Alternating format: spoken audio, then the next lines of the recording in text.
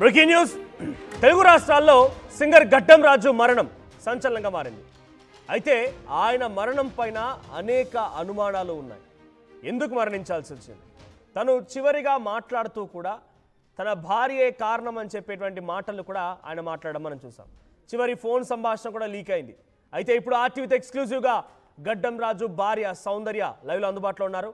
అయితే నా భర్తను నేనెందుకు చంపుకుంటాను అని చెప్పి తను మాట్లాడుతున్నారు. నా భర్త మరణానికి నాకు ఏమాత్రం సంబంధం లేదంటున్నారు. చనిపోయే ముందు నా పేరు ఎందుకు చెప్పాడో తెలియదని కూడా సదరు భార్య మాట్లాడుతోంది. డైరెక్ట్గా గడ్డం రాజు సతీమణి సౌందర్యతో ఆర్టీవీ సిద్ధంగా ఉంది. పెట్రిషా, తనతో మాట్లాడించే ప్రయత్నం చేయండి. సో అనేక అనుమానాలు ఉన్నాయి గడ్డం రాజు మరణానికి సంబంధించి.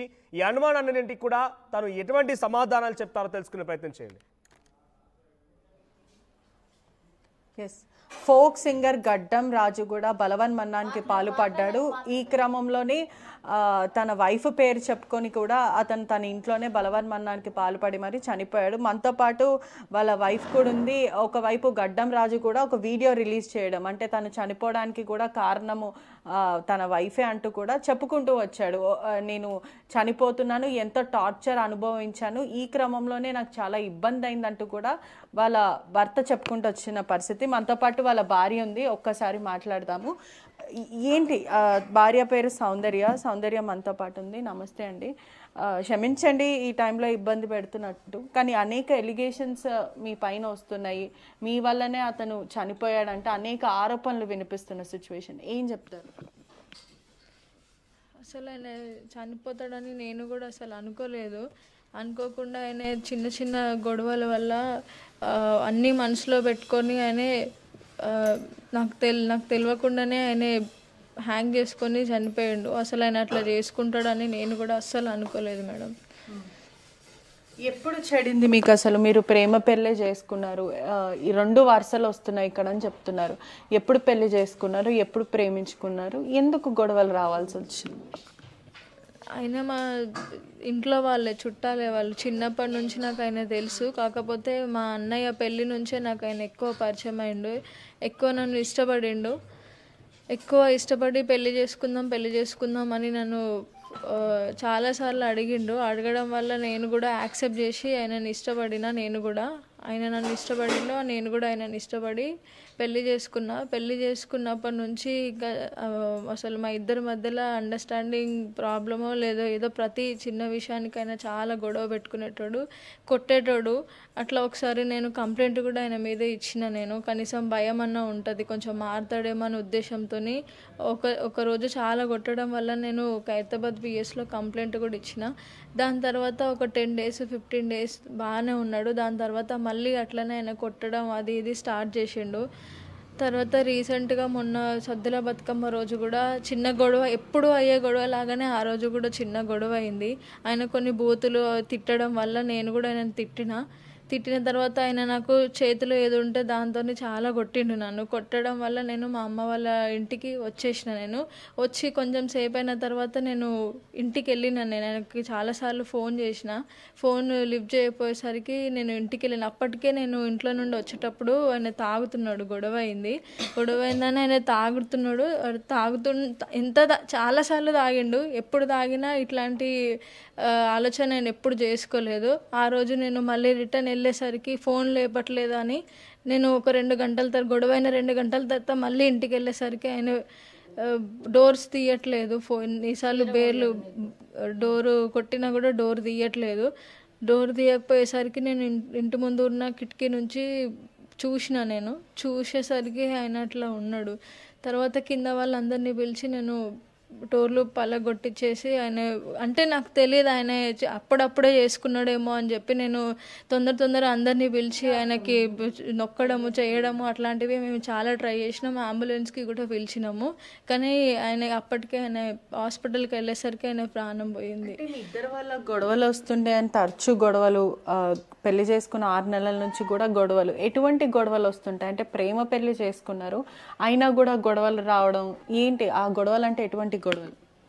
గొడవలు అంటే ప్రతి చిన్నదాన్ని కొంచెం ఎట్లా అంటే తక్కువ చూసేటోడు, నన్ను ఎప్పుడు అసలు ఒక వైఫ్ లాగా చూడకపోతుండే. ఎప్పుడు ఆయన ఎన్ని మాటలన్నా ఏమన్నా పడి ఉండాలి, అంటే ఆయన కింద ఉండాలి. చాలా అసలు ఎప్పుడు చూసినా ఆయన అసలు నన్ను ఒక వైఫ్ లాగా బిహేవ్ చేసేటోడు కాదు. ఎప్పుడు చూసినా ఏదన్నా పడాలి అన్నట్టు బూతు మాటలు మాట్లాడినప్పుడు మాత్రమే నేను ఆయనకి రివర్స్ సమాధానం చెప్పేదాన్ని తప్ప నార్మల్ టైంలో ఎప్పుడు నేను ఆయనతోని గొడవ పెట్టుకోలేదు. ఆయన అవన్నీ చిన్న చిన్నవి మనసులో పెట్టుకొని ఉన్నాడు. ఆయన ఎంత గొడవలైనప్పటికీ కూడా భర్త భార్య కారణం వల్లనే నేను చనిపోతున్నానంటే ఒక వీడియో రిలీజ్ చేసి అతను ఫోన్లో గ్యాలరీలో పెట్టుకోవడం, అదే కాకుండా నేను టార్చర్ భరించలేకపోతున్నాను, ఇల్లరికం లాగా వచ్చినట్టు అయిపోయింది నా పరిస్థితి, అమ్మ నాన్న క్షమించండి, మీకు పెళ్ళి సెట్ కాదు, నీకు పెళ్ళి అనేదే సెట్ కాదు అని ఎందుకో అతను అంతగా క్షీణించకపోయింది, అతని మనసు ఎందుకు అంత విరిగిపోవాల్సి వచ్చింది? మేడం, నేను ఆయన టార్చర్ పెట్టేది ఉంటే పెళ్ళైన 2-3 monthsకే నేను పిఎస్కి వెళ్ళి కంప్లైంట్ ఇచ్చేదాన్ని కాదు మేడం. ఆయననే నా మీద కంప్లైంట్ ఇచ్చేటోడు, ఆయననే నేను టార్చర్ పెడుతున్నా అని కంప్లైంట్ ఇచ్చేవాడు మేడం. లేదంటే అందరినీ పెద్దవాళ్ళని పిలిచి మాట్లాడేటోడు. కానీ నేను ఆయన టార్చర్ చేయడం వల్ల నేను వెళ్ళి కంప్లైంట్ ఇచ్చిన. నేను కంప్లైంట్ ఇచ్చిన తర్వాత కూడా అప్పటికి మా ఇద్దరికి సెట్ అవ్వట్లేదు, అండర్స్టాండింగ్ లేదు. ఆయన అసలు నన్ను ఊకే కొడుతున్నాడు, తిడుతున్నాడు, చాలా మాటలు అంటున్నాడు అని చెప్పి నేను అప్పటికే నిర్ణయించుకున్నాను నాకు ఆయన వద్దు అని చెప్పి. ఆయననే మళ్ళీ మా వాళ్ళకి బతిమలాడి, నాకు బతిమలాడి 10 మందిలో పెద్దవాళ్ళ ముందు నా కాళ్ళు పట్టుకొని లేదు నాకు కావాలి, ఇద్దరం కలిసి ఉందాం అంటే నేను నమ్మిన. పోలీస్ స్టేషన్లో జరిగింది. దాని తర్వాత పోలీస్ స్టేషన్ నుండి వచ్చిన తర్వాత కూడా పెద్దవాళ్ళకి తీసుకొచ్చి మాట్లాడితే ఆయన ఇప్పటి నుంచి బాగుంటా అని బతిమలాడితే నేను ఆయనని యాక్సెప్ట్ చేసి నేను ఇప్పటికీ కూడా నేను ఆయనని ఎన్ని గొడవలైనా కలిసి ఉందాం, హ్యాపీగా ఉంటాం, ఇంకా 6 months అయింది పెళ్ళయి, ఇంకా చాలా లైఫ్ ఉంది అని నేను అనుకున్నా. కానీ ఆయన చనిపోతాడని నేను అనుకోలేదు, చనిపోయేంత పని చేసుకుంటాడని మాత్రం నేను ఎప్పుడు అనుకోలేదు. మీ మీద అనేక ఎలిగేషన్స్ వస్తున్నాయమ్మా. అంటే అతను కొనిచ్చిన చీర కూడా మీరు వద్దన్నారు, అతనికి బట్టలు కొనుక్కోవడానికి డబ్బులు లేకపోయినా మీకు మాత్రం చీర ఇప్పించారు, అదే చీరతో అతను బలవన్మరణానికి పాల్పడ్డాడు, ఉరి వేసుకొని మరీ చనిపోయాడు. ఏంటి మేడం, ఆ చీర ఆయన ఇష్టంతోనే నాకు కొన్నాడు, నా ఇష్టంతోనే నేను కొనిపించుకున్నా. ఆ చీర పండుగ కోసమే కొన్నాడు.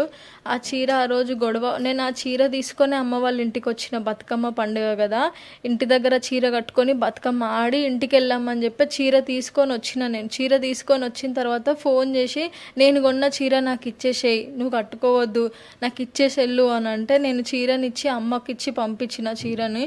అదే చీరతోనే ఆయన వేసుకున్నాడు. డబ్బులు లేక కాదు, ఆయన దగ్గర డబ్బులు ఉన్నాయి. ఆయన స్టేట్మెంట్లు మీరు చూసుకుంటే మీకు ఆయన అకౌంట్లో డబ్బులు ఉన్నాయా లేదా అనేది తెలుస్తుంది.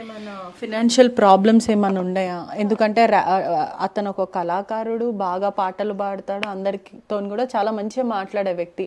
అటువంటి వ్యక్తి ర్యాపిడో కొట్టడము, మరోవైపు అతను ఏదైనా సాంగ్స్ చేయాలన్నా, లేకపోతే ఏదైనా ఎమోషనల్ సీన్స్ ఉండాలన్నా, లేకపోతే కిస్సింగ్ సీన్స్, ఇటువంటివి ఏ సీన్స్ ఉన్నా కూడా మీరు ఒప్పుకోకపోవడము, అతని ప్యాషన్ని అతను ఎంకరేజ్ చేయకుండా మీరు అంచివేశారనేది కూడా ఆ ఆరోపణలు వస్తున్నాయి. ఏం చెప్తారు?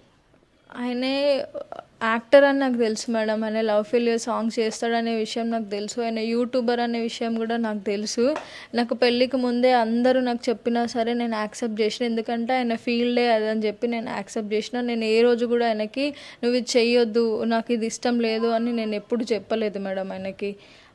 ఆయనకి పెళ్ళైన తర్వాత ఎప్పుడు ఆపర్చునిటీస్ రాలేదు, అందుకోసం ఆయన వెళ్ళలేదు. ఫైనాన్షియల్ ప్రాబ్లం అయితే అస్సలు లేదు, ఎందుకంటే ఆయనకి ఏం జాబ్ లేకపోయినా సరే, ఆయనకి షూట్స్ ఏం రాకపోయినా సరే నేను జాబ్ చేస్తున్నా, నాకు వచ్చిన శాలరీలో మేము ఇద్దరం హ్యాపీగానే ఉన్నాం. చాలా మంది తన స్నేహితులు కూడా అదే చెప్తున్నారు, ర్యాపిడో కొట్టేవాడు ఒక కళాకారుడు, అటువంటిది ర్యాపిడో చేయడం తప్పు కాదు, కానీ అంత స్థాయికి దిగజారిపోయాడు అతను. ఒకవైపు ఫ్యామిలీ ప్రెషర్, అమ్మాయి మాత్రం ఎక్కడ సాంగ్స్ వెళ్ళినా కూడా ఒప్పుకోవట్లేదు, సౌందర్య అసలు అతని యాక్టర్గా ఉండనివ్వట్లేదు అనేది కూడా ఫ్రెండ్స్ ఆరోపిస్తున్నారు. లేదు మేడం, ఆయనకి అసలు ఛాన్సులు రావట్లేదు, ఒక్క షూట్ కూడా రావట్లేదు అని చాలాసార్లు ఆయన నా ముందు బాధపడ్డాడు. వస్తాయిలే, కొంచెం ఇంకా టైం ఉంది కదా, టైం వస్తుంది అని చెప్పి నేను ఆయనకి మోటివేట్ చేసిన. నేను అది ర్యాపిడో ఎందుకు కొట్టిండంటే ఆయనకి ఇంట్లో ఖాళీగా ఉండడం ఇష్టం లేక, ఆయన సెల్ఫ్ రెస్పెక్ట్ కోసం ఆయన ఎంతో కొంత డబ్బు సంపాదించాలి, దేనికైనా యూజ్ అవ్వాలి, ఖర్చులకైనా వెళ్ళిపోవాలి అనే ఉద్దేశంతో ఆయన ర్యాపిడో కొట్టిండు. ఆయన దిగజారిపోయి కొట్టలేదు, ఆయన సెల్ఫ్ సాటిస్ఫాక్షన్ కోసం ఆయన ఖాళీగా ఉండొద్దు అని చెప్పి ఆయన ర్యాపిడో కొట్టుకున్నాడు ఆయన, అంతే. అమ్మ, మీది ప్రేమ పెళ్ళి, ఒకవైపు ఎంతో ఇష్టపడి చేసుకున్నారు, మీరు రాజు అంటే ఇష్టమని చాలాసార్లు మీరు మాట్లాడారు. ఈ క్రమంలో చివరిసారి అంత్యక్రియలకి మీ భర్తను మీరు ఎందుకు చూసుకోలేకపోయారు? కుటుంబ సభ్యులు కూడా ఇంత ప్రేమించిన వాళ్ళు చివరిసారి భర్తను చూసుకోవడానికి వస్తారు, అసలు అమ్మాయి ఎందుకు రాలేదు అని ఆ క్వశ్చన్ రేజ్ చేస్తున్నారు, ఏం చెప్తారు? మేడం, దానికి ఒకటే రీజన్,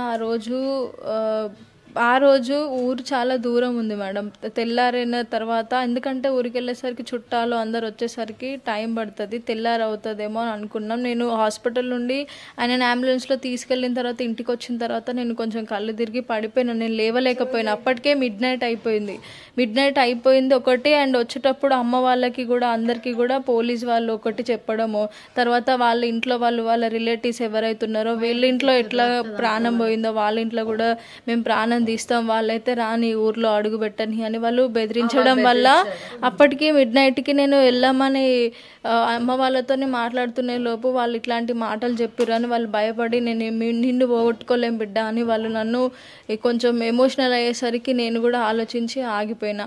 అప్పటికే ఆయన వీడియోస్ అవన్నీ కూడా వస్తున్నాయి, ఆయన దానం చేసేసారు అయిపోయింది అనే విషయం అప్పటికి తెలిసిపోయింది నాకు. నేను లేచేసరికి ఆ విషయం తెలిసిపోయింది. ఏదేమైనప్పటికీ అమ్మ, ఇప్పుడు ప్రేమించిన వ్యక్తులు చనిపోయారు అని అంటే దాని కాన్సిక్వెన్సెస్ ఏదైనా సరే, మన ప్రాణం పోతుంది, లేకపోతే ఇంకా ఎదుట వాళ్ళు మనం కొట్టడానికి ప్రయత్నిస్తున్నారని ఇటువంటివి ఏది అనుకున్నా కూడా మనం చివరిసారి చూసుకోవాలి అనేది ఉంటుంది కదా, ఆ ప్రేమ అనేది ఉంటుంది కదా. అవును మేడం, నేను మా వాళ్ళ మాటలు అంటే వాళ్ళు బాధపడుతున్నారని నేను విని ఆగిపోయినా కానీ నేను చాలా బాధపడ్డా మేడం. ఎందుకంటే నేను వెళ్ళాల్సింది, దానికి మాత్రం నేను తప్పు చేసినా అది నేను ఒప్పుకుంటున్నా మేడం. నేను కావాలని మాత్రం వెళ్ళకుండా లేను. కొంచెం నేను ఇంట్లో వాళ్ళు బాధపడుతున్నారు, ఇట్లాంటి గొడవలు, ఆయన చనిపోయిండు, కళ్ళ ముందు లేడు, అందరూ ఖచ్చితంగా కోపంలో ఉంటారు అనే విషయం వల్ల నేను ఆగిపోయిన తప్ప ఆయనను చూసుకోలేక కాదు. లాస్ట్ మూమెంట్ వరకు ఆయనది పోస్ట్మార్టం అయిపోయి ఆయన అంబులెన్స్లో ఇచ్చే వరకు, మ్యాచ్యూరీ వరకు ఉన్న నేను అంబులెన్స్ వెనకాల కూడా పరిగెత్తిన. అంటే ఎవ్వరు కూడా కనీసం ఒక మాట కూడా చెప్పలేదు. అంటే నేను ఎక్కాల్సింది, కానీ ఆ సిచ్యువేషన్లో కొంచెం నేను కూడా చాలా వీక్గా ఉండే మేడం. ఫైనల్గా మీ మామయ్య గారు కూడా ఒక మాట చెప్పారు, నా కొడుకే పోయాడు, మరి ఆ అమ్మాయి మీద కేసు పెట్టి నేను ఏం సాధిస్తా అని ఇంత గొప్ప మాట మాట్లాడిన వ్యక్తి, అట్లీస్ట్ ఆయన ఇంత మాట మాట్లాడాడు, అట్లీస్ట్ మేమన్నా వెళ్ళాలి అని ఇట్లా ఏం అనిపించలేదు మీకు? అన్నారు అసలు వాళ్ళు అనలేదు మేడం, మా ముందు అనలేదు. మేబీ మీ మీడియా ముందు అన్నారేమో, కానీ వాళ్ళు వెళ్ళేటప్పుడు వాళ్ళ అన్న కానీ వాళ్ళ పెద్ద నాన్నలు ఎవరైతే వాళ్ళ చుట్టాలు అందరూ వచ్చిర్రో ఆ రోజు, వాళ్ళందరూ మా వాళ్ళకి వార్నింగ్ ఇచ్చే వెళ్ళిర్రు.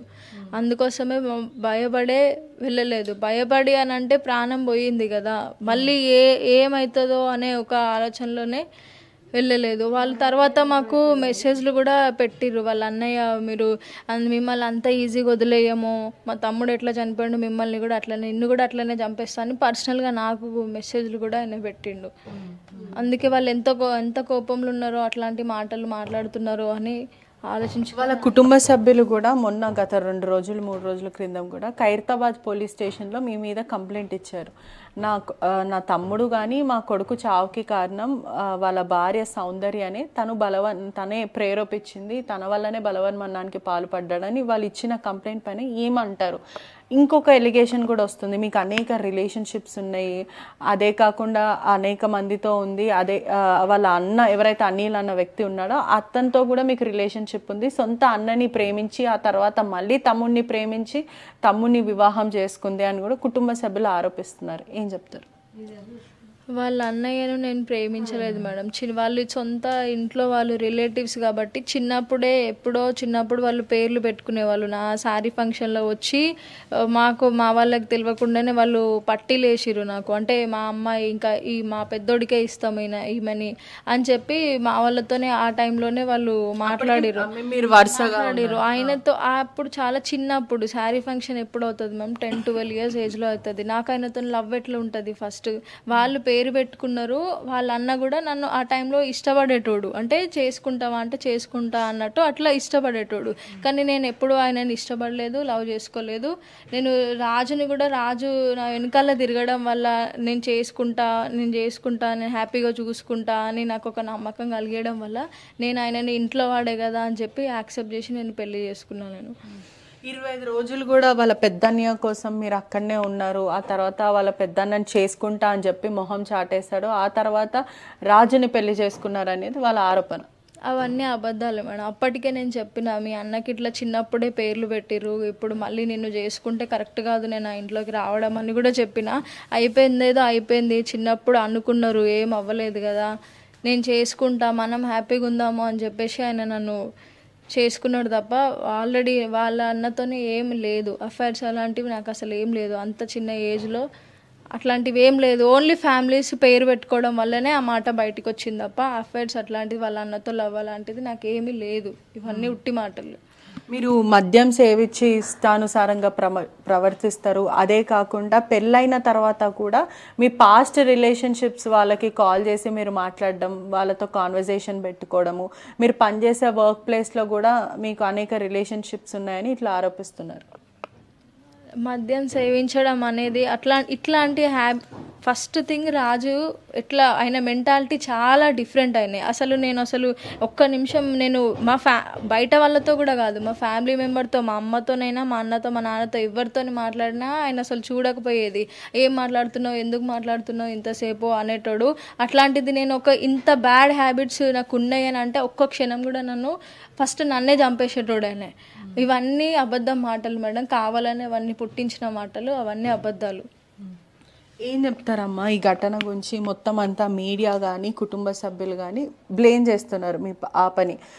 తన వల్లనే రాజు చనిపోయాడని కుటుంబ సభ్యులు, ఫ్రెండ్స్ అనేక మంది కూడా బ్లేమ్ చేస్తున్నారు. దీనికి ఏం చెప్తారు మేడం? ఏమేమి జరిగిందంటే ఆ రోజు పండుగ, సద్దులు పండుగ అయితే నేను ఆడికి పోయి అంతకుముందు పోలేదు. ఇంకా నేను ఏమైంది కదా, నేను దుర్గామాత గాజులు వేయించడానికి పోయినా మా పాపకు. అంటే పండగ అంటే అందరు వేసుకుంటారు, అమ్మవారి గాజులు అయితే వేయించడానికి పోయినా.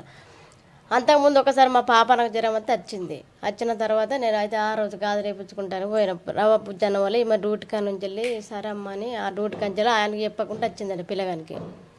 చెప్పకుండా వచ్చిన వల్ల ఫోన్ చేసిండు, ఏంది సౌందర్య నీ ఇష్టం వచ్చినట్టు తిరుగుతావు, నీ ఇష్టం వచ్చినట్టు చేస్తావు, నాకు చెప్పవా, నువ్వు చెయ్యవా, కనీసము నాకు చెప్పకుండా నువ్వు ఎట్లా పోతావు, నువ్వు ఎట్లా చేస్తావు, నాకు చెప్పాలి కదా, చెయ్యాలి కదా, నీ ఇష్టరాజ్యమా, నీదా అదా ఇదా అని ఇక ఈమె బొమ్మ అంటండి. ఇక ఈమెను అన్న వల్ల నేను ఏడికి పోలే రాదు, అమ్మకి ఇట్లా గాజులు వేపిస్తాను అన్న వాళ్ళు వచ్చిన, నేను ఎక్కడికి పోయినా నీకు చెప్పకుండా చేయకుండా అని ఈమన్నది. సరే ఇటు ఈ బుజ్జి మొన్న కూడా జ్వరం వస్తే కూడా అత్తే ఊకే పోవద్దు చెయ్యొద్దు అని అంటాడు కదా. ఎందుకు అంటాడు, అమ్మాయి కదా బిడ్డ కదా, రా చెయ్యరా, మరి ఇక్కడ వేరే వాళ్ళకి నువ్వు పోలేదు కదా, అమ్మ వాళ్ళ ఇంటికి వచ్చినావు కదా, నువ్వు ఎక్కడికి పోలేదు కదా, ఇదని ఎందుకు రాదు, నువ్వు అట్లా మాట్లాడుతావు ఇట్లా మాట్లాడుతావు, నీకేమైనా కాగితం రాసి ఇచ్చిన్నా అని నేనన్నా. మేడం మళ్ళీ ఎందుకు ఇది, నీకేమైనా కాగితం రాసి ఇచ్చినా రాదని నేను అన్న వల్ల ఇక ఇటు అని ఈమె తీసుకున్నది కదా, గాజులు వేయించుకున్నాము. ఇక వస్తున్నాం, ఇక ఇంటికి వస్తున్నాం. అమ్మాయి ఇక నువ్వు కూడా రమ్మని వాళ్ళు ఇద్దరం ఇంటికి వచ్చినాం. వచ్చినాక మీరు ఇద్దరు రాలి బిడ్డ పండగ కదా, 2-3 రోజులు అడ్డే ఉందిరని నేను అన్న వాళ్ళే.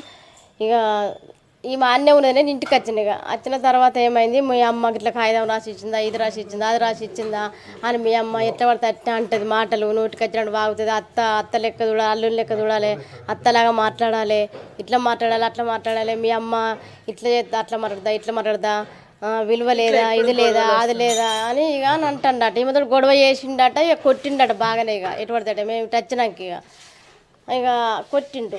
అంటే ఎప్పుడు గొడవలేనా వీళ్ళకి? ఎప్పుడు ఇంట్లో ఇదే గొడవల గురించే మాట్లాడుతూ ఉంటారా? మంచిగా ఉన్న రోజులు కూడా ఉన్నాయి? అంటే వీళ్ళు మంచిగా ఉన్న రోజులు కూడా ఉన్నాయి మేడం. ఏంటంటే వీళ్ళకు అండర్స్టాండింగ్ ఉండదు, కమ్యూనికేషన్ ఉండదు. ఎట్లా అంటే ఒకరు వాడరు మేడం. వీళ్ళకి చిన్న గొడవలు, అసలు ఆయన సూసైడ్ చేసుకునే అంత పెద్ద కారణాలు కూడా కాదు మేడం. ఏదో చిన్న కారణాలకు ఇద్దరు కూర్చొని ఇట్లా అయితే ఇట్లా కాదని చెప్పి ఇద్దరు కరెక్ట్ మంచిగా ఆలోచించుకొని ఉంటే కంపల్సరీ వాళ్ళిద్దరు మంచిగా ఉండేటోళ్ళు మేడం. కానీ ఆయన ఎవరైతే ఉన్నారో మా బావ, ఆయనే కంపల్సరీ అసలు వీళ్ళకి భార్యాభర్తల లొల్లి మేడం. చిన్న లొల్లీలు వల్లనే ఆయన చేసుకున్నాడు. వీళ్ళకి ఇంత పెద్ద డిసిషన్ తీసుకోవడం అనేది అందరికీ షాకింగ్ ఉంది. ఆయన ఎట్లా అంటే మేడం కొంచెం ఆయనది కొంచెం థింకింగ్నెస్ వేరు ఉంటుంది. ఆయన కొంచెం ఎట్లా అంటే కొంచెం సైకో బిహేవియర్ ఉంటుంది. చిన్న వాటికి పెద్ద వాటికి కోపం, ఇమోషనల్ గా స్టెబిలిటీ ఉండదా? ఎమోషనల్గా స్టెబిలిటీ ఉండదు. కొంచెం షార్ట్ టెంపర్. ఎట్లా అంటే చిన్న మాట ఇట్లా అనగానే రియాక్ట్ అవుతాడు మేడం. ప్రతి చిన్నదానికి గొడవ లేని దానికి కూడా రియాక్ట్ అవుతాడు ఆయన. అసలు ఒక్క మాట ఏదైనా మాట్లాడితే దానికి 10 విధాలుగా ఆలోచిస్తాడు ఆయన. అసలు తీసుకోలేడు, ఏ మాటని కూడా తీసుకోలేడు. ఆయన చెప్పిందే వినాలి, ఆయన చెప్పిందే కరెక్ట్ అన్నట్టే మాట్లాడతాడు. దానివల్లనే చాలాసార్లు మా ఇద్దరి మధ్యలో గొడవలు అవుతాయి.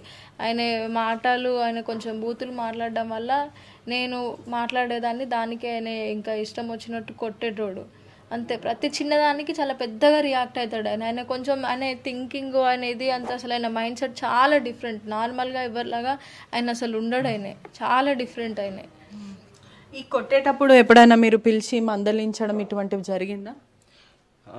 కొట్టేటప్పుడు మందలించడం జరిగింది మేడం. నేను ఎట్లా అంటే నా చెల్లెకి చెప్పుకుంటా, ఆయనకు కూడా చెప్పుకుంటా, ఇట్లా అయితే ఇట్లా పెట్టుకోకండి అనవసరంగా. ఇప్పుడు మీరు లొల్లిలు పెట్టుకొని మీరు సంతోషంగా ఉండకపోతే ఎవరు సంతోషంగా ఉండరు. మీ కుటుంబం నుంచి సంతోషంగా ఉండరు, ఇటు మా కుటుంబం నుంచి సంతోషంగా ఉండరు. మీరు మంచిగా ఉంటేనే మేము మంచిగా ఉంటాం. అట్లా లొల్లిలు పెట్టుకోకు అని అంటే, లేదు ఇట్లా ఇట్లా అంటుంది మీ చెల్లె అని అంటే, బుజ్జి నువ్వు కూడా అట్లా అనొద్దు. ఎందుకంటే ఒక భర్త మీదకి నువ్వు ఇట్లా రిటర్న్ మాట్లాడడం అది కరెక్ట్ కాదు. ఎవరైనా సరే ఇప్పుడు ఏదైనా మాట అన్నప్పుడు నువ్వు పడు. అంతేగాని నువ్వు మళ్ళీ నువ్వు ఒక మాట ఆయన ఒక మాట అంటే అనవసరంగా గొడవలకు దారి తీస్తుంది. ఇప్పుడు గొడవలకు దారి తీసి ఇంత పెద్దది అయింది. ఇప్పుడు మా చెల్లెనైనా ఇప్పుడు అయినైనా ఎవరో ఒకరు కొంచెం తగ్గి అయినా సరే ఏదో ఒక రకంగా వాళ్ళు అర్థం చేసుకుంటే భార్యాభర్తల లొల్లిల వల్ల వాళ్ళు కంపల్సరీ ఇలా మంచిగా ఉండేవాళ్ళు. అంటే ఎక్కడ ఇద్దరు కూడా తగ్గలేరు, హోరాహోరీగా మాట్లాడుకుంటుండే. మేడం మేము ఉన్నది ఉన్నట్టు చెప్తాం. మాకు వాళ్ళ సైడ్ నుంచి వాళ్ళు ఎన్ని అబద్ధాలైనా చెప్పుకొని మేడం, మాకు ఆ దేవుడు ఉన్నాడు అంతే. మాకు న్యాయాలు ఉన్నాయి, చట్టాలు ఉన్నాయి, అన్నీ ఉన్నాయి మేడం. మాకు కూడా న్యాయం జరగాలి. కానీ మేము ఉన్నది ఉన్నట్టు చెప్తున్నాం మేడం. మాకు అబద్ధాలు చెప్పడం మాకు రాదు, మేము అబద్ధాలు చెప్పాం. తన మీద కేసు కూడా పెట్టారు. అంటే మొత్తం అంతా సొసైటీ కానీ కుటుంబ సభ్యులు కానీ భర్తని చంపేసిన భార్య అని ఒక ముద్ర వేసిన పరిస్థితి. ఏం చెప్తారు? భర్తను చంపిన భార్య అని అంటే అతను అయినే కుటుంబం గురించి ఆలోచించకుండా, పిల్లం గురించి ఆలోచించకుండా, ఎవరి గురించి ఫ్యామిలీ గురించి ఆలోచించకుండా అయినా చేసుకున్న అతను చేసుకున్నది మేడం. మేము కావాలని చెయ్యలేదు. ఇప్పుడు మేడం నేను ఒకటే చెప్తున్నా మేడం, ఆయనకు నచ్చకపోతే పెద్ద మనుషుల దగ్గర నువ్వు పిలిపించుకో, లేదంటే police station already police station మేము కేసు కూడా పెట్టడం జరిగింది. ఆల్రెడీ మేము విడాకుల దాకా కూడా పోయినాం. పోతే వాళ్ళే వచ్చి కాలేలో వాడి ఇంకా మేము చేసుకుంటాం ఇక అయిపోయింది కదా, లొల్లి అయిపోయింది కదా, మార్పించుకుంటాము, మంచిగా మారుతాడు అని చెప్పి వాళ్ళే రావడం జరిగింది. ఇంకోటి ఏంటంటే మా చెల్లెనైతే చంపలేదు. ఎందుకంటే అతనికి ఆయన అనవసరంగా ఒక రాంగ్ స్టెప్ వేసిండు. ఎందుకంటే ఆయన కొంచెం ఆలోచించుంటే నువ్వు విడాకులు తీసుకొని వేరే అమ్మాయిని తీసుకొని బతుకు. నేను ఏ ఇంటర్వ్యూ అయినా ఇదే చెప్తున్నాను నేను. ఎందుకంటే ఇద్దరు బతకాలి మేడం. ప్రాణం విలువ అనేది చాలా కలిసి ఉండలేకపోవడం వల్ల ఇంకా అట్లీస్ట్ విడిపోయిన సుఖంగా ప్రశాంతంగా ఉండొచ్చు. ఇప్పుడు మనకు ప్రాణం పోయింది, మనకు తిరిగి వస్తుంది మేడం, తిరిగి రాదు కదా. నేను ఎక్కడైనా ఒకటే మాట చెప్తాను మేడం, నీకు నచ్చకపోతే విడాకులు తీసుకొని దూరంగా ఉండండి. దూరంగా ఉంటే ఇద్దరు సంతోషంగా ఉంటారు. మళ్ళీ ఏమో చెప్పలేము, దేవుడు లైఫ్లో చెప్పలేము కదా మేడం. ఎవరో ఒకరు ఇంకా చేసుకుంటారో చేసుకోరో అది పక్కన పెడితే హ్యాపీగానైతే ఉంటారు కదా ఫ్యామిలీస్ దగ్గర. అనవసరంగా ఈ చిన్న గొడవలకు మీరు చేసుకోవడం అంత కరెక్ట్ కాదు. నీకు నచ్చకపోతే నువ్వు విడాకులు తీసుకొని హ్యాపీగా మీ ఫ్యామిలీతో ఉన్నా కూడా బాగుండు, నువ్వు మంచిగా ఉండటం అని నేను కోరుకుంటాను. ఎందుకంటే వాళ్ళు నాకు దగ్గర కుటుంబం. వాళ్ళు మాకు ఇదే మాట చెప్పారు, నేను మీడియాలో చెప్పాను మేడం. నాకు వాళ్ళేం దూర బంధువులు కాదు, నాకు వాళ్ళ దగ్గర వాళ్ళే, మా ఇంట్లో మా అమ్మమ్మ వాళ్ళ సొంత చెల్లెనే, మాకు దగ్గర వాళ్ళే.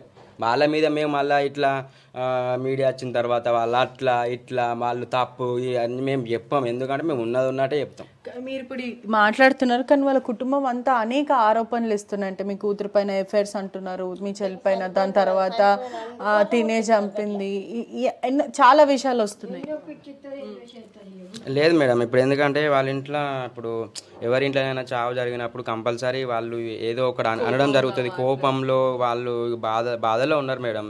మేము కూడా సరేగా బాధలో ఉన్నారు కదా అని మేము ఎక్కువ ఇంటర్వ్యూ ఇవ్వట్లేదు మేడం. ఎందుకంటే ఆల్రెడీ మా చెల్లె మీద నెగిటివ్ అయిపోతుంది. ఎవ్వరూ మాకు న్యాయం చేయట్లేదు మేడం. అందుకే మేము కూడా వీడియోస్ బయటికి రావట్లేదు. వాళ్ళే చేస్తున్నారు. సరే చెయ్యని, ఇక బాధలో ఉన్నారు కదా సరే అన్నట్టు మేము ఉంటున్నాం. కానీ వాళ్ళకి మళ్ళీ మేము రిటర్న్గా చేయడము అవి వేయడము, వాళ్ళు అట్లా అసలు వాడు వేస్ట్ కాడు వాడు అని చెప్పి మేమైతే ఎప్పుడు అనలేదు ఆయన. ఇంకోటి ఏంటంటే మా బావ కొంచెం డ్రింకర్, ఆయన తాగుతాడు, సీరియడ్లు తాగుతాడు, ఆయనకు అలవాట్లు ఉన్నాయి. ఇంకోటి ఆ రోజు తాగే చేసుకున్నాడు అది. ఆ రోజు తాగాడు మేడం. అప్పటికి ఆ గొడవయ్యేటప్పుడు బియర్స్ తాగుతున్నాడు. అప్పటికే ఇంట్లో ఉండేనా? 3 బియర్స్ ఉన్నాయి, ఫ్రిడ్జ్ లో 2 ఉన్నాయి. ఫ్రిడ్జ్లో 2 బియర్స్ ఉన్నాయి. బయట ఆయన తాగుతున్నప్పుడు ఒకటి కనిపించింది. తర్వాత నాకు తెలిసిన వాళ్ళు మా రిలేటివ్స్ వైన్ షాప్ దగ్గర కూడా చూసి చెప్పారు. అక్కడ కూడా కూర్చొని కొంచెం సేపు దాకా తాగేసి వచ్చిండు. అంటే నేను లేని టైంలో అక్కడికి వెళ్ళి తాగేసి ఇంటికి కూడా తెచ్చుకున్నాడు. నేను ఇంటికి వెళ్ళేసరికి అప్పటికైనా తాగుతున్నాడు, తాగైతే ఉన్నాడు. ఖచ్చితంగా ఆయన తాగి ఆయన చాలా ఎమోషనల్గా ఫీల్ అయ్యి ఆ తాగిన మైకంలో అసలు ఆయన కావాలని చేసుకున్నాడా అనుకోకుండా చేసుకున్నాడో కానీ అది నేను లేని టైంలో ఆ ఫొటోస్ ఉన్నాయి కదా అవన్నీ రూమ్లో పంపి మేడంకి. ఆ టైంలో నేను లేని టైంలో ఎమోషనల్గా అయ్యే తాగిన మైకంలో ఆయన చేసుకున్నాడు. ఒక్క నిమిషం కూడా నా గురించి కానీ వాళ్ళ పేరెంట్స్ గురించి కానీ ఆయన ఆలోచించకుండా చేసుకున్నాడు మేడం. దీంట్లో అసలు ఆయన అట్లా చేసుకుంటాడు అని అంటే అసలు ఏ రోజు ఎన్నిసార్లు గొడవైనా ఎప్పుడు కూడా అట్లా ఆయన థింక్ చేయలేదు. కానీ ఆ రోజే ఆలోచించుకున్నాడు. ఆయన అంత ఆలోచించుకునే అంత పెద్ద గొడవ కూడా కాదు అసలు ఆ రోజు. ఆయన ఎందుకు ఆలోచించుకున్నాడో, ఎందుకు చేసుకున్నాడో అందరినీ బాధ పెట్టి చేసుకున్నాడు మేడం ఆయన అయితే. మీ ఫోన్ రికార్డింగ్స్ కూడా చాలా వైరల్ అవుతున్నాయి. ఫోన్ రికార్డింగ్స్, సీసీటీవీ ఫుటేజ్ అవంతా. ఆ ఫోన్ రికార్డింగ్ రిలీజ్ చేసిర్రు కానీ ఆ రికార్డింగ్కి ముందు కొంచెం కన్వర్జేషన్ అయ్యింది. నేను కొంచెం ఆయనతో ఏడ్చుకుంటూ మాట్లాడిన, నువ్వు చేసుకున్న గొడవనే కదా, నువ్వు కొట్టడం వల్లనే నేను బయటికి వచ్చిన కదా, నేను అయినా సరే నేను ఇంటికి వస్తా నువ్వు అని చెప్పి నేను కొంచెం పాజిటివ్గా నేను ఏడ్చుకుంటూ ఆయనతో మాట్లాడిన, ప్రేమగా మాట్లాడిన. అదంతా కట్ చేసి వాళ్ళు ఏదైతే ఆయన మాట్లాడిండో ఇది లాస్ట్ అది ఇది అని చెప్పి మాట్లాడిండో అదే చాలా కట్ చేసి వైరల్ చేసిర్రు మ్యామ్. దానికి ముందు కన్వర్జేషన్ ఉంది. ఒకవేళ కుదిరితే మీరు దయచేసి అది ఫుల్ రికార్డింగ్ తీసుకొని జనాలకి వినిపించేటట్టు పెట్టండి. సీసీటీవీ ఫుటేజ్ కూడా వైరల్ అవుతుంది. అతను ఊరి వేసుకోవడం, మీరు పరిగెత్తడము, అసలు ఏం జరిగింది అక్కడ? నేను గొడవ అయ్యింది, ఆయన కొట్టిన తర్వాత నేను అమ్మ వాళ్ళ ఇంటికి వచ్చిన. అప్పటికే ఇంట్లో బతుకమ్మలు ఉన్నాయి, తీయాలి పండుగ కదా, సంవత్సరానికి ఒకసారి తీయకపోతే మంచిది కాదు అంటే గొడవలు కూడా ఆ రోజు శారీ తీసుకొని నేను వచ్చిన. శారీ తీసుకొని వస్తే వచ్చిన తర్వాత శారీ ఇవ్వు అంటే నేను శారీ ఆయనకి ఇచ్చేసిన తర్వాత నేను అదే డ్రెస్ మీద ఆల్రెడీ బతుకమ్మ పేర్చి ఉంది అని చెప్పి. మీరెందుకు ఇచ్చేసారు? మీరు కూడా కోపంలో ఇచ్చేసారా లేకపోతే? కాదు మేడం, ఆయన ఒక్కొక్కసారి ఏం చేస్తాడంటే ఆయనకు నచ్చని బట్టలు వేసుకోవద్దు, నచ్చకుండా ఏం చేయొద్దు, అసలు ఆయన నచ్చకుండా ఒక బొట్టు కూడా పెట్టుకోవద్దు.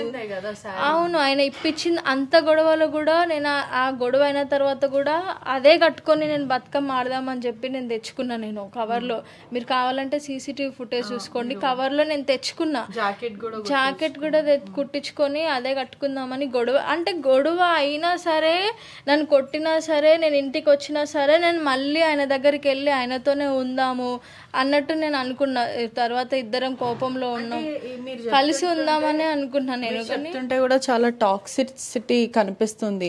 కొట్టినా కూడా ఎందుకు కొట్టాల్సి వచ్చింది? ఇప్పుడు ఎవరు కొట్టుకోకూడదు ఏ రిలేషన్షిప్ అయినా, ఆ చెయ్యి వేయాల్సిన అవసరం ఎందుకు వచ్చింది అంటే మేడం, ఫస్ట్ ఆ రోజు నేను బతుకమ్మ పండుగ రోజు నేను 9 అవుతుంది నాకు ఆఫీస్ నుండి వచ్చేసరికి.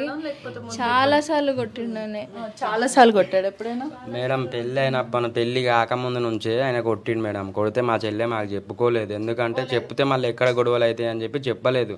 అప్పటికైనా మా చెల్లెకి మేము చెప్పినాం, బుజ్జి పెళ్లి కాకముందే ఇన్నిసార్లు కొడుతుండు, నువ్వు చేసుకున్నావు అనుకో అనవసరంగా లైఫ్ మొత్తం స్పాయిల్ అయిపోతుంది, నువ్వు చేసుకోక బుజ్జి అని అంటే, లేదురా పెళ్ళి అయిన తర్వాత మారుతాడు అని చెప్పి మమ్మల్ని ఒప్పించుకున్నది. సరే అని చెప్పి మేము చేయడం జరిగింది.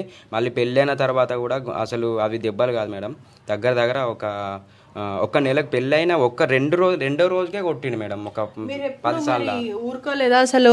ఎందుకు ఆడపిల్ల మీద చెయ్యడం ఏంటి? భార్యగా నువ్వు కట్టుకున్నావు, ఎలా కొడతావు అని మీరు అడగలేదా? మేము అడిగినాం మేడం, అడిగాము. అతనికి చెప్పాను, మా చెల్లెకి నేను చెప్పినా మేడం. తర్వాత మేము పోలీస్ స్టేషన్ కూడా పోయినాం మేడం. పోలీస్ స్టేషన్కి పోయి కూడా కేసు పెట్టడం జరిగింది. మేము చెప్తాం, ఎందుకంటే అట్లా కొట్టుకోవద్దు, ఎందుకంటే నాకు మ్యారేజ్ అయింది మేడం. నా లైఫ్లో నేను ఉంటా, నాకు బిజీ ఉంటుంది, ఇప్పుడు నా రెస్పాన్సిబిలిటీ నాకు ఉంటాయి. మా అందరం వేరు అయినా మేడం, అందరి వేరు లైఫ్లే. అంటే మేమన్నా అయినా కూడా ఇప్పుడు నేను లొల్లి అయితే నేను పోయి అట్లా చెయ్యకు రాజు, అట్లా అది కరెక్ట్ కాదు. ఎందుకంటే నువ్వు అనవసరంగా ఇప్పుడు చిన్న నువ్వు చేసుకుంటే పెద్దగా అయిపోతే అట్లా చెయ్యొద్దు, అది కొట్టడం కూడా కరెక్ట్ కాదు అని చెప్పి కూడా నేను చాలాసార్లు చెప్పడం జరిగింది మేడం. ఇంకోటి అసలు మా చెల్లెని చాలా చిత్రహింసలు పెట్టిండు మేడం. అట్లా ఇంకోటి ఆ రోజు సూసైడ్ చేసుకునే ముందు కూడా హెల్మెట్తో కొట్టిండు మా చెల్లెను. హెల్మెట్తో కొడితే ఇక్కడ చూపెట్టది అది మొత్తం అణిగిపోయింది. అది ఆ భయంతో మా చెల్లి వచ్చి ఇక్కడే ఉంది. ఇంకా మేము సరే బుజ్జి ఇంత కొడతాడు కదా, అప్పటికి 9:30 అవుతుంది. ఎల్లక బుజ్జి అనవసరంగా నువ్వు పోయినావంటే మళ్ళీ ఇంకా కొడతాడు నిన్ను అన్నట్టు మేము మాట్లాడడం జరిగింది. అంటే భయంతో, ఎందుకంటే ఇప్పుడు మళ్ళీ కొట్టి ఉన్నాడు, తాగి ఉన్నాడు మేడం. మళ్ళీ అక్కడికి పోయిన తర్వాత మళ్ళీ కొట్టడు అన్న గ్యారెంటీ మాకు లేదు. ఆల్రెడీ పెళ్ళికి ముందు కొట్టిండు, పెళ్లి తర్వాత కొట్టిండు, మళ్ళీ మొన్న కూడా కొట్టిండు. అట్లా అని చెప్పి మా చెల్లె పోకుండా ఉన్నాడు అసలు ఉంది, కానీ లేకపోతే కంపల్సరీ ఆ రోజు పోయేది. అదే తప్పు 3 నెలల 20 సార్లు కొట్టిండు. పెళ్ళైనాక 20 సార్లు కొడితేనే మేము కేసు పెట్టినాం. ఆయనకు ఇట్లా ఊకే కొడుతాండు, ఇక కొంచెం భయం అని ఉంటుంది కదని కేసు వేసినాం మేము. గట్లా చెప్పే ప్రకారం కూడా వీళ్ళకి కలిసి ఉండాలి, కలిసి బ్రతకాలనే కోరిక బలంగా ఉంది, కానీ ఎక్కడ అండర్స్టాండింగ్ అనేది కనిపించట్లేదు. కలిసి ఉండాలి, ఒక లైఫ్ని ఊహించుకున్నది, తను ఊహించుకుంది, అతను కూడా ఊహించుకొని కలిసి ప్రయాణం చేశారు, కానీ ఎక్కడ ఒకరినొకరు అర్థం చేసుకోలేకపోయారని కూడా తెలుస్తుంది. ఫైనల్గా ఏం చెప్తారమ్మా మీరు రాజుకు కానీ, రాజు కుటుంబ సభ్యులకు కానీ, ప్రేక్షకులకు కానీ ఆర్టీవీ ద్వారా ఏం చెప్తారు?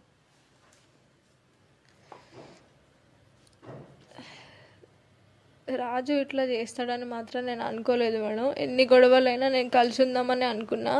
ఆ రోజు ఆయన అంత పెద్ద ఆలోచన తీసుకుంటాడు అని కూడా నేను అనుకోలేదు. అప్పటికే నేను ఇంటికి వెళ్ళేసరికి ఆయన అట్లాంటి ఇది చేసుకున్నాడు. ఆయన ఒక్క నిమిషం ఆయన ఆలోచించాల్సింది, ఎందుకంటే పెళ్ళి 6 months అవుతుంది, ఇంకా చాలా లైఫ్ ఉంది అని ఆయన ఆలోచించాల్సింది. నా లైఫ్ పాడు చేసిండు, ఆయన లైఫ్ కూడా పోగొట్టుకున్నాడు, అందరికీ దుఃఖం పెట్టేసి ఆయన వెళ్ళిండు. ఇట్లాంటి పనులు ఎవరు చేయొద్దు. ఒకవేళ నేను అంత ఇష్టం లేకపోతే ఆయన నన్ను వదిలేసి వాళ్ళ అమ్మ వాళ్ళ ఇంటికి వెళ్ళో, వాళ్ళ ఫ్రెండ్స్ దగ్గరికి వెళ్ళో, లేకపోతే నాకు విడాకులు ఇచ్చాను ఆయన హ్యాపీగా, ఆయనకి నేను కాకపోతే ఆయనకి ఇంకా చాలా లైఫ్ ఉంది, ఇంకా మంచి లైఫ్ ఉంది. ఆయన నా లైఫ్ పాడు చేసిండు, ఆయన లైఫ్ పాడు చేసుకొని వెళ్ళిపోయిండు. ఇట్లాంటిది ఎవ్వరు అనవసరంగా ఆలోచించి ఎంత సడన్గా ఎమోషనల్గా తాగి కానీ ఇట్లాంటివి డెసిషన్స్ ఎవరు తీసుకోవద్దని కోరుకుంటున్నా మేడం. వాళ్ళ కుటుంబ సభ్యులకి ఏం చెప్తారు అంటే, వాళ్ళు చాలా ఆరోపిస్తున్నారు, ఎంత ఏమైనప్పటికీ కూడా వాళ్ళ అత్త మామ రాజుకి తల్లిదండ్రులు, మీరు ఎంత కోల్పోయారో కుటుంబ సభ్యులు కూడా అంతే కోల్పోతారు. కొడుకుని కోల్పోయిన కడుపు ఇది కూడా ఉంటుంది. ఏం చెప్తారు? రాజు వాళ్ళ అమ్మ నాన్నకి నేను వాళ్ళ ముందు మేము ఎప్పుడు గొడవలు పెట్టుకోలేదు. మేము ఇద్దరం కలిసి ఉన్నప్పుడే ఎవరి ముందు మేము ఎప్పుడు ఎక్కువ అసలు గొడవలు పెట్టుకునేటోళ్ళం కాదు. ఎవరు లేని టైంలోనే చిన్న మాకు గొడవలు అయ్యేటివి. ఎన్ని గొడవలు అయినా కానీ నేను రాజు ఇట్లా చేసుకోవాలి, అది రాజుని పోగొట్టుకోవాలి అని అంత క్రూరంగా అయితే నేను ఎప్పుడు ఆలోచించలేదు. వాళ్ళు నాకు అంటే వాళ్ళ దగ్గర లేకపోయినా సరే వాళ్ళకి నా మీద నమ్మకం ఉండేది. అంటే నాతో ఉన్నాడు, చూసుకుంటా, నేను కూడా ఇష్టపడి చేసుకున్నా అని వాళ్ళకు ఉండేది. కానీ నేను లేని టైంలో ఆయనే చిన్న గొడవకి అంత పెద్దగా ఆలోచించుకొని ఆయన చేసుకున్నాడు తప్ప నేను కావాలని మాత్రం రాజుని పోగొట్టుకోలేదు. ఒకవేళ వాళ్ళు నేనే అని అనుకుంటే పర్వాలేదు, నన్ను క్షమించాలని నేను కోరుకుంటున్నా. నేను వెళ్ళకపోవడం కూడా తప్పే, చావుకి వెళ్ళకపోవడం కూడా నా తప్పే, లాస్ట్ దానికి వెళ్ళకపోవడం కూడా తప్పే.